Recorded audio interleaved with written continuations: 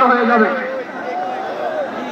যদি মাঠ করতে যে লাঠি জুতা খেলা উৎসব সব আমরা খেয়েছি, তারপরেও আজকের এই সোহরাওয়ার্দী উদ্যানে এই গণজমায়েতে এই জনতার মহাসমুদ্রে উপস্থিত হয়ে আমরা বুঝতে পেরেছি আজকের এই মহাসমুদ্র জনসমুদ্র ফিলিস্তিনের প্রতি আর আত্মার প্রতি বাংলাদেশের জনগণের ভালোবাসার বহিঃপ্রকাশ।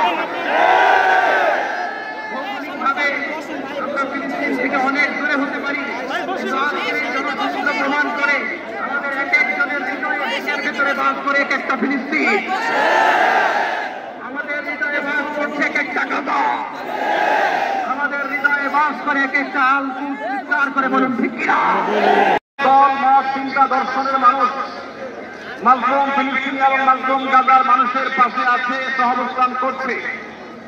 এক কাতারে দাঁড়িয়ে আজ বিশ্ববাসীকে আমরা দেখিয়ে দিতে চাই আমাদের মধ্যে বিভিন্ন বিষয়ে চিন্তাগত মতপার্থক্য ভিন্নতা থাকতে পারে, কিন্তু মাজলুম ফিলিস্তিনিদের স্বাধীনতা, তাদের অধিকার, গাজার মাজলুমদের বিরুদ্ধে জুলুম বন্ধের দাবিতে আমরা প্রত্যেকটা বাংলাদেশের মানুষ ধর্ম বর্ণ নির্বিশেষে আমরা প্রত্যেকে তাদের সাথে সংহতি প্রকাশ করছি।